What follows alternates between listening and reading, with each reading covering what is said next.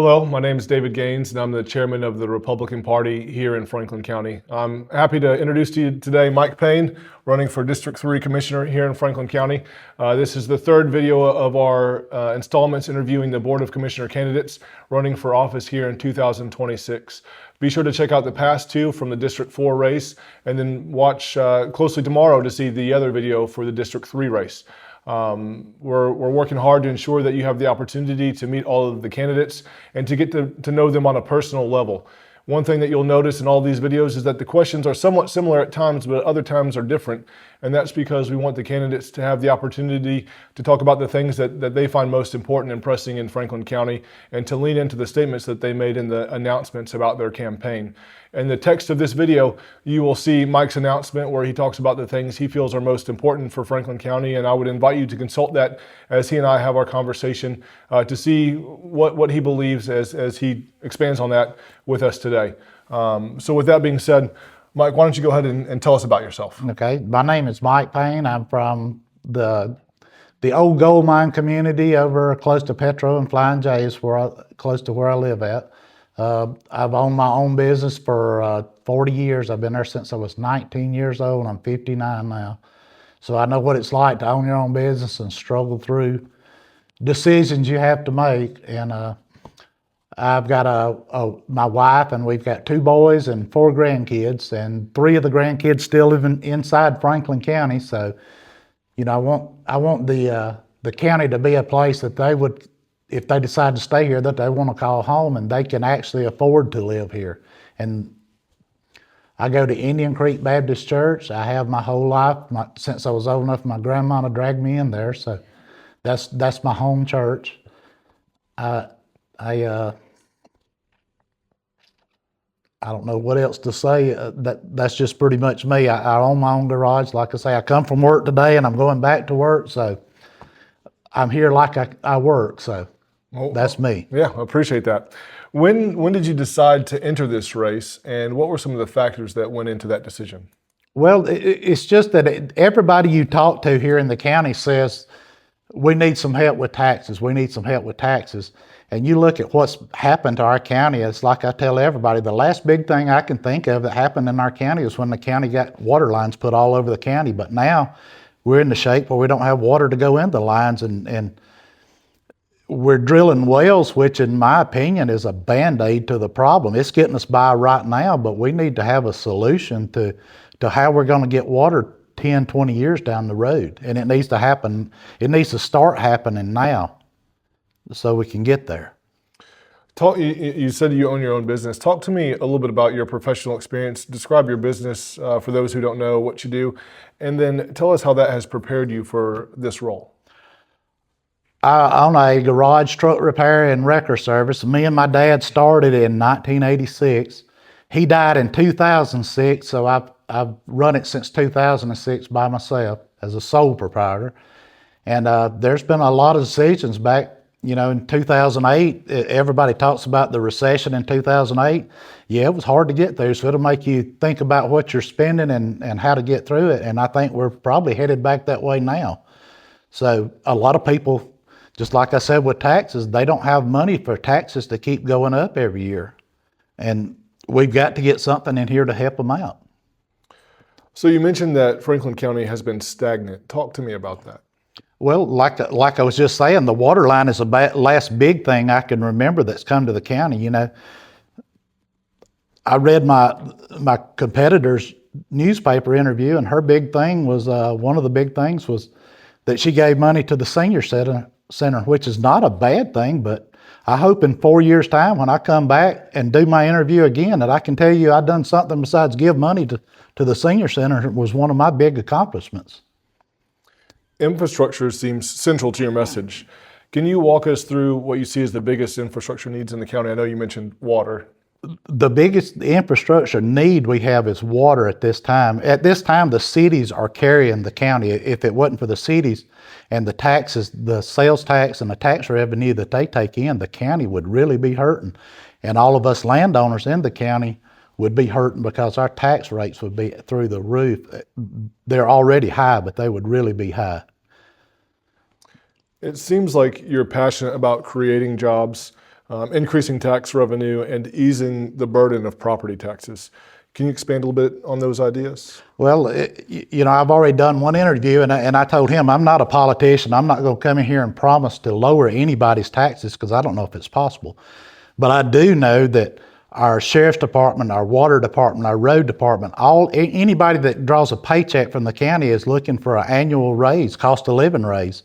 And the only way that that's not going to make our taxes go up is if we get other sources of taxes coming in, as in retail stores, as in businesses coming in, that we're getting property tax and sales tax off of. That's the only way to stop it, to slow it down.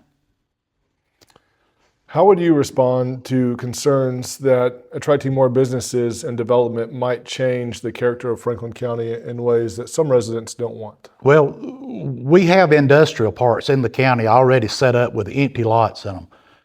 I live on my great-grandparents' farm now, and I'm with everybody else. I don't want to see it cut up and put houses on, or cold storage warehouse or whatever. I don't want to see that on our farms.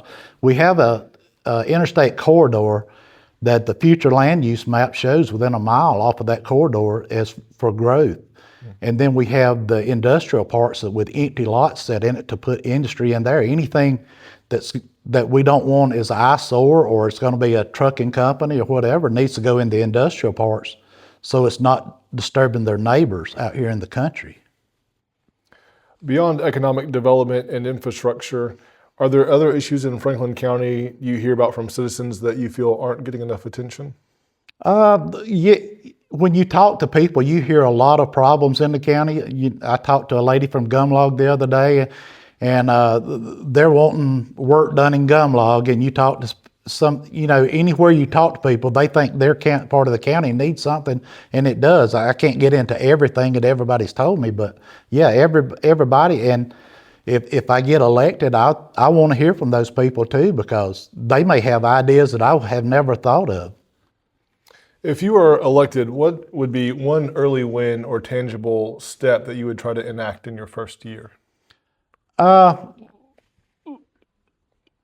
We need to get the water deal is the biggest thing in my book, the water deal. And I don't want to throw him under the bus by saying this, but I asked Terry Harris here a couple of weeks ago about why are we not already getting water out of the lake or one of the rivers through the county, and his answer was, well, it's a long process. There's a lot of permits to go and everything else. But if we had started this 10 years ago, we would be through the permit process by now. So we've got to get something started, right or wrong, as far as permits and looking into where we're going to solve this water problem at, because 20 years from now, we're not going to be able to have enough wells to supply this county. We've got to do something now, whether it's help the city of Livonia, the city of Toccoa to redo their water plants, or have our own water plant. We have to do something, because it's like I tell people, we're not going to have businesses come on the interstate or retail stores come if they can't flush their toilet. I mean, it's the bottom line. Well, let's imagine it's 2030 and you're ending your first term as commissioner. What do you hope Franklin County looks like? I hope we've got some retail stores. I've told somebody I would really like it if we had enough retail stores in the county that if your wife or my wife decided she wanted to go shopping, we could go maybe to a Target or a Lowe's or somewhere like that in the county, and a couple of chain grocery stores in the county. Even if the commissioners have to work with the cities to get it done, if we can keep people spending money here in this county instead of going to Toccoa or Hartwell or Anderson or somewhere. You think about it, when people go out of town to spend their money, they're probably going to fill their car up with gas. They're going to go eat somewhere out of town, and we've lost all that tax revenue that went out of our county. If we can keep people here, it would help at home. Is there anything that we haven't discussed that you want voters to know about who Mike Payne is and how you would operate as a commissioner? I just want, like I said, I've owned my own business. I've run it with common sense is how I've stayed open, and I think the county should be run that way too. I mean, yeah, nothing is cut and dry. You have to work with the other commissioners because, like I said, my ideas may not be perfect, but when I talk to the other commissioners or people from the county, You know, who knows, that one person may have the right idea to solving the whole water problem that nobody else has thought about. So we need to talk to the people and the other commissioners and everybody work together and get this agenda that I don't want to work with you because I've got my dad had a problem with you or whatever. We need the commissioners need to work with the mayors in the county because we're all part of Franklin County and to solve all our problems. Thank you, Mike, for coming out today, from stepping away from your business. Really appreciate it. It takes a lot of effort, energy, time, courage, money to put yourself out in this role. And so on behalf of the citizens of Franklin County, I just want to thank you for being willing to step forward and volunteer yourself as an option to care for our people and to lead them. And so thank you for doing that. Thank you. I also want to thank the viewer, the listener, for taking the time to listen to Mike explain his ideas and vision for Franklin County. As I've said in past videos, if you've watched this, then you're the kind of person who's engaged in the local community and in the local politics, and you're someone that we want to be a part of what we're doing here in the Republican Party in Franklin County.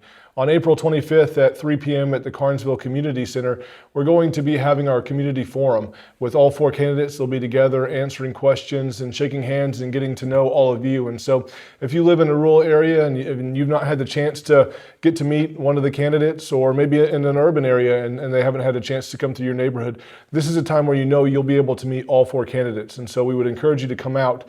Also, in the description of the video, you'll see an email address, and you can submit questions that you would like for Mike or any of the other candidates to answer at the forum. And so we want the community to be a part of vetting these candidates, ensure that you have adequate representation here at the local level, where you feel that the commissioners are people that you believe understand your interests and want to represent you well.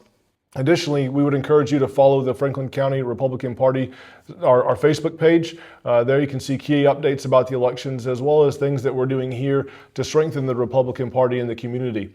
Our passion as members of the Republican Party is to ensure that we have successful candidates running for office here locally, as you're seeing here, but we're also working to affect change in Atlanta and in Washington, D.C. And so if that's something that you're passionate about, ensuring that the politicians running for office in Atlanta, in Washington, D.C., know who Franklin County is, know who you are, your needs, your desires, and that they would represent you well, we would invite you to become a part of the party. And so look in the video description for ways to do that, and then you can talk with myself, other board members, to see how that can be accomplished. We're growing fast, and we're hoping to have a very positive impact on the community, and we'd love to have you join us in that endeavor. Be sure to keep an eye out for the last video tomorrow, and if you haven't watched the other 2, go back and watch them. We want to make sure that you have all the information available to know what type of decision is best for the community, what votes should be cast that would represent you well, and we look forward to seeing you as we gather together on April 25th.